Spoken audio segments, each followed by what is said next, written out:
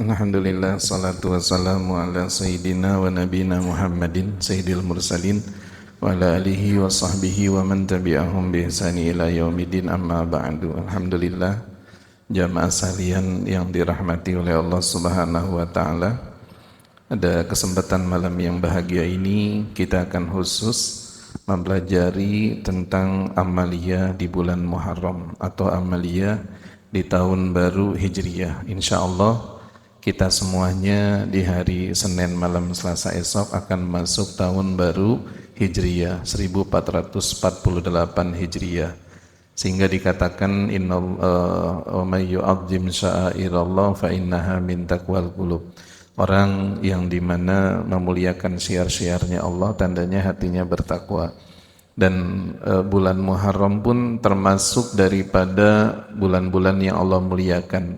Dari 4 bulan, yaitu jamaah sekalian, yang dikatakan salah satun serdun wa wahidun fardun, yang 3-nya nyambung, yang 1-nya misah, yaitu bulan Dzulqa'dah, Dzulhijjah, Muharram, dan nanti yang 1-nya misah adalah bulan Rajabnya Allah Subhanahu wa taala. Amaliyahnya di sini dalam kitab Kanzun Najah, di bulan Muharram, khususnya di tanggal 1 di bulan Muharram di tahun baru Islam, amalannya yang pertama adalah jamaah sekalian puasa di akhir dan di awal tahun. Jadi puasa di akhir dan di awal tahun. Dzakaral hafidhu Imam Ibnu Hajar rahimahullah ta'ala annahu ruwiya an Hafsah radhiyallahu ta'ala anha, telah menyebutkan Al-Imam Ibnu Hajar rahimahullah ta'ala bahwasannya diriwayatkan dari Sayyidatina Hafsah radhiyallahu ta'ala anha anin Nabi sallallahu alaihi wasallam, dari Nabi kita Muhammad sallallahu alaihi wasallam, man shoma akhir yaumin min Dzulhijjah, siapa orang, kata Rasulullah, yang puasa di akhir bulan Dzulhijjah, yang insya Allah tahun ini jatuhnya di hari Senin besok tanggal 15. Nah, tanggal 15 tuh kalau kalian puasa, wa awalu yaumin minal Muharram, dan juga di tanggal 1 atau di awal hari di bulan Muharram. Artinya di tanggal 1 daripada bulan Muharram, ja'alallahu ta'ala lahu kafaratun khamsina sanah. Allah akan menjadikan baginya yang puasa tersebut sebagai ampunan dosa 50 tahun lamanya. Jadi kalau kalian puasa besok di hari Senin sama di hari Selasa, itu jamaah sekalian pahalanya Allah ampunin dosa kita 50 tahun lamanya. Nah, niatnya bisa juga di hari Senin itu digabung, ya nawaitu shoma godin fi yaumil isnin wa fi akhiri yaumin min Dzulhijjah, atau wa fi akhir sana, saya niat puasa esok hari di hari Senin dan di akhir bulan Dzulhijjah atau di akhir tahun. Nah, yang hari Selasanya saya niat puasa esok hari di awal bulan Muharram atau di awal tahun. Bagi kalian yang wanita yang punya qada, maka niatinnya qada saja. Ya, seperti itu jamaah sekalian. Wa qala al-Ghazali, berkata Imam Ghazali rahimahullahu ta'ala fil Ihya. Sedangkan Imam Ghazali di dalam kitabnya Ihya Ulumuddin anin Nabi sallallahu alaihi wasallam annahu qala, bahwasanya Nabi kita bersabda, man shoma salasata ayyamin, siapa orang yang puasa 3 hari min syahri haram, daripada bulan-bulan yang Allah muliakan, artinya termasuk di dalamnya bulan Muharram. Siapa orang yang puasa 3 hari di bulan Muharram atau bulan-bulan yang Allah muliakan, di dalamnya ada bulan Muharram, harinya Kamis, Jumat, Sabtu. Jadi berurutan, Kamis, Jumat, Sabtu. Jadi harinya harus berurutan. Kataballahu ta'ala lahu, maka Allah akan mencatat baginya ibadah sama bumi amin, selama ibadah 700 tahun lamanya. Masya Allah, kalau kalian puasa di bulan-bulan yang Allah muliakan itu selama 3 hari saja, itu jamaah sekalian Allah catat kalian ibadah sebanyak 700 tahun lamanya. Kalau 1 bulan ente puasanya berurutannya 1 kali, misalnya nih besok kan di hari Senin itu akhir tahun, terus ente puasa juga awal tahun, itu kan di hari Selasa. Nah Kamisnya udah masuk tuh, Kamis besok itu udah masuk jamaah sekalian. Ya di Kamis besok itu udah masuk dari puasa yang disunahkan di hari Kamis, Jumat, Sabtu. Kalau kalian nggak mau puasanya di hari Kamis besok, kalian bisa ngambil di hari Kamis yang akan datang, di Kamis yang kedua. Yang terpenting masih berada di bulan Muharram. Mau di minggu pertama, kedua, ketiga, atau keempat, silakan jamaah sekalian. Jadi seperti itu. Ada juga kalau kalian pengen mengambil pahala yang cukup banyak, bisa juga diambil Kamis, Jumat, Sabtunya itu di tanggal 25. Karena kan kita tanggal 1-nya hari Selasa, itu tanggal Selasa tanggal 16, itu jamaah sekalian nanti 10 hari yang akan datangnya itu tanggal 25. Itu hari Kamis jatuhnya. Itu disebut dengan hari Asyura. Itu hari Asyura, hari Kamis tanggal 25 Juni. Nah, kalau kalian mau puasa di situ bisa Kamis, Jumat, Sabtu. Bisa kalau mau dari Rebo juga bisa. Rabu hari Tasu'a, Kamisnya hari Asyura, kemudian tanggal 11 12-nya Jumat dan Sabtu. Itu dikatakan pahalanya seperti ibadah 700 tahun lamanya. Itu kalau mau puasa silakan. Tapi nanti tentang hari Asyura, apa kemuliaan di hari Asyura, apa amalia di hari Asyura, kita akan bahas insya Allah di malam Jumat yang akan datang. Kemudian yang kedua, amalia di tanggal 1 di bulan Muharram adalah jamaah sekalian baca doa akhir dan awal tahun. Baca doa akhir dan awal tahun. Akhirnya badal asar besok di hari Senin, awalnya malam Selasanya. Kalau kalian kerja, kalian nggak bisa baca di waktunya, nggak apa-apa, nanti bacanya dibarengin aja di malam hari misalnya.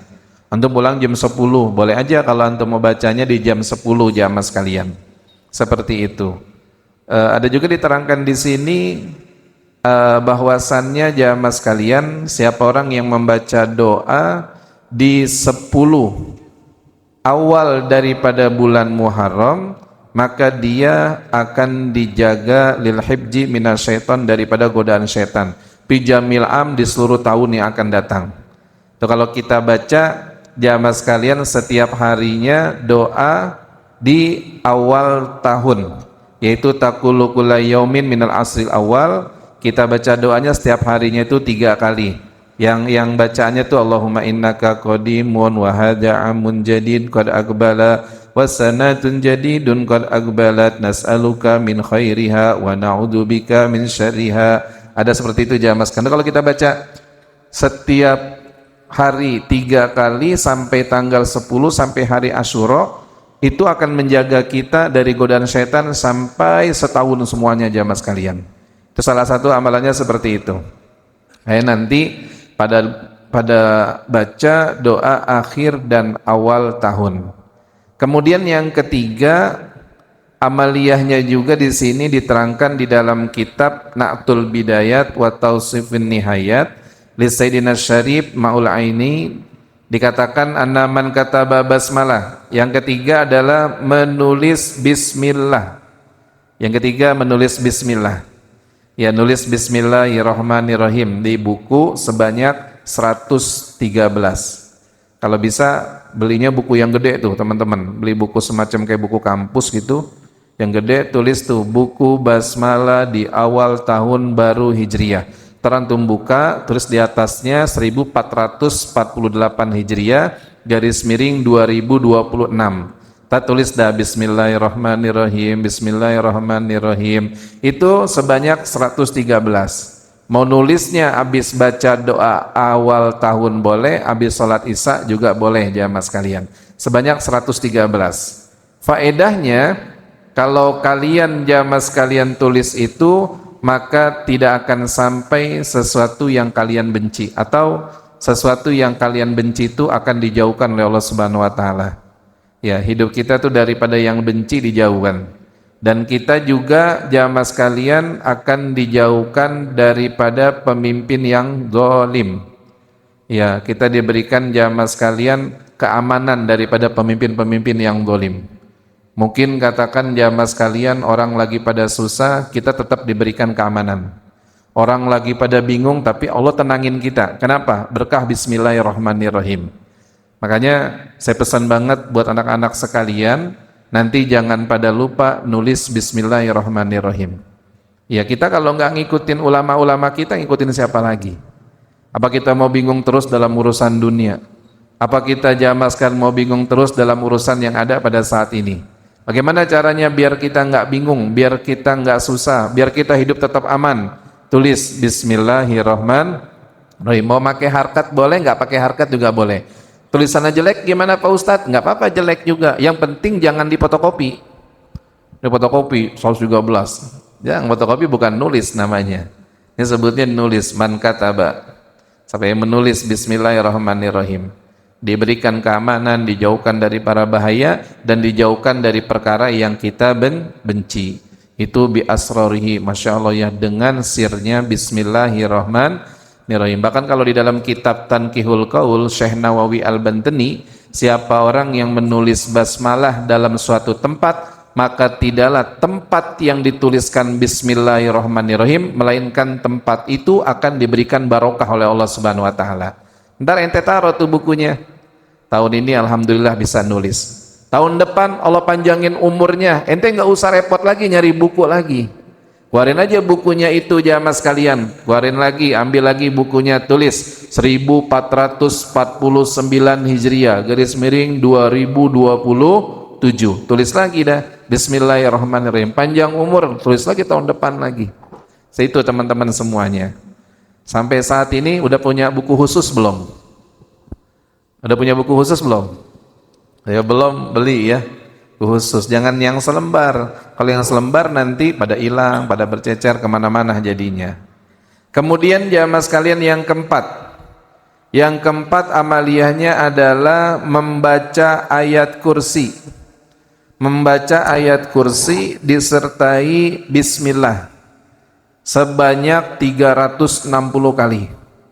Ayat kursi di malam tahun baru Hijriah, atau nyicil boleh. Di salat maghrib berapa, salat isya berapa, ntar malam berapa, ntar lagi mau tidur berapa, bangun tidur berapa, ntar duha berapa, ntar siang berapa, sore berapa. Yang penting usahakan malam dan siang di bulan Muharram itu ada 360 yang kita baca.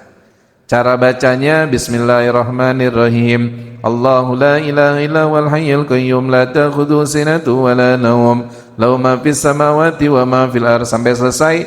Baca lagi Bismillahirrahmanirrahim. Allahu la ilaha illa wal hayyul qayyum la ta'khudhuhu sinatun wa la nawm. 360. Bisa nggak kira-kira? Insyaallah ya. Ya, bahkan kita dianjurkan kalau setiap malam mau ngunci rumah baca ayat kursi. Kalau rumah kita mau dilindungi oleh Allah Subhanahu wa taala. Dan kemudian yang terakhir berkata Abuya Sayyid Muhammad Alwi Al-Maliki. Ya, beliau menganjurkan di malam tahun baru Hijriah tafaulan, mengambil satu hal yang baik biar kita mendapatkan kebaikan, adalah di malam tanggal 1 di bulan Hijriah minum susu putih yang manis. Minum susu putih yang manis. Kenapa susu? Karena minuman yang dicintai oleh Rasulullah dan minuman ahlul jannah. Dan juga kenapa jamaah sekalian yang putih, tafaulan, ngambil suatu yang kebaikan dengan putih tersebut biar Allah bersihkan hati kita. Nih yang tahun ini masih suka benci sama orang, tahun besok jangan ada benci sama orang. Yang tahun ini masih punya prasangka buruk sama orang, tahun besok jangan ada prasangka buruk sama orang lain. Yang tahun ini hatinya suka iri sama orang, tahun besok jangan ada iri lagi sama orang lain. Itu putih jamaah sekalian. Terus yang ketiga, kenapa harus yang manis? Ini adalah tafaulan juga, biar hidup kita dikasih yang manis. Kalau hidup sehat manis enggak? Manis. Kalau punya istri, punya suami yang soleh dan soleha, manis nggak? Manis, yang baik, Masya Allah. Apalagi suami ntar di hari Asyura, istrinya diajak ke toko emas, manis nggak tuh? Manis jamaah sekalian. Terus apalagi jamaah sekalian, kalau kita misalnya di rumah, Masya Allah, dompetnya tebel, ATM-nya ada isinya, manis nggak? Manis. Kulkas ada isinya, manis nggak? HP paketannya selalu ada, manis nggak? Manis. Pengen manis kayak gitu? Pengen. Ntar usahakan malam tahun baru pada minum susu putih yang manis. Saya sering bercanda sama teman-teman, kalau bisa di malam tahun baru Hijriah jangan pada ngerujak atau jangan makan yang pedas-pedas. Kan teman-teman suka demen banget nih makan mie pedas level 5 kadang-kadang. Terus apalagi kalau makan seblak kadang-kadang cabenya, apalagi makan tahu apa tuh, tahu gejrot yang cabenya banyak banget. Iya tuh ada kan kayak gitu, jangan kalau bisa. Emang kenapa? Bukannya haram? Enggak diharamkan. Cuman takutnya nanti hidupnya asam pedas, bukan asam manis. Asam pedas, pedas nangis mulu. Kenapa tahun ini saya nangis mulu ya? Ya boleh jadi malam tahun baru ente makannya makan apa tuh, makan mie pedas, makan seblaknya pedas. Nah usahakan nanti malam tahun baru Hijriah pada makannya yang manis, juga minumnya yang manis. Pada doyan susu nggak kira-kira semuanya? Doyan. Nanti jangan lupa ya, emaknya atau yang udah pada nikah nih, yang udah pada jadi istri, pada nyeduh susunya yang putih yang manis, jangan susu yang anta kayak tawa tuh kan ya, susu yang agak ada rasanya gitu, jangan yang manis. Paham semuanya? Insya Allah. Jadi saya ringkas lagi buat jamaah semuanya. Di malam tahun baru Hijriah kita ada 5 amalan. Yang pertama amaliyahnya puasa di akhir dan di awal tahun. Ini pahalanya mengampunkan dosa 50 tahun lamanya. Yang kedua adalah baca doa akhir dan awal tahun. Dan yang ketiga menulis Bismillahirrahmanirrahim sebanyak 113 kali. Ini faedahnya menjauhkan kita dari perkara yang kita benci, dan yang kedua memberikan aman kita atas pemimpin yang zalim, dan yang ketiga menjauhkan dari segala macam musibah dan mara bahaya atau kejahatan. Kemudian yang keempat jamaah sekalian, amaliyahnya baca ayat kursi sebanyak 360 kali beserta Bismillahirrahmanirrahim. Ini kalau kita baca menjaga kita sampai 1 tahun yang akan datang. Dan yang kelima, kita dianjurkan oleh guru kita Abuya Sayyid Muhammad Alwi Al-Maliki untuk minum susu putih yang manis, tafaulan, agar Allah bersihkan hati kita, hidup kita dipenuhi dengan keindahan, dan hidup kita dipenuhi dengan kebahagiaan yang datangnya dari Allah Subhanahu wa ta'ala. Amin ya rabbal alamin. Allah, mudah-mudahan biar pada barokah semuanya. Di akhir-akhir bulan Dzulhijjah ini adalah hari-hari daripada wafatnya Sayyidina Syekh Fakhrul Wujud Syekh Abu Bakar bin Salim. Dan mudahan dengan berkahnya Sayyidina Syekh Abu Bakar bin Salim, karena kita menuntut ilmu punya sanad kepada beliau dari Syekhuna Al-Habib Umar bin Muhammad bin Salim bin Hafid bin Syekh Abu Bakar bin Salim. Mudah-mudahan dengan berkah haulnya kita yang hadir dapat berkah semuanya. Amin ya rabbal alamin. Mari sebelum makhluk qiyam kita baca qasidah Ya Maula Inat. Fadal.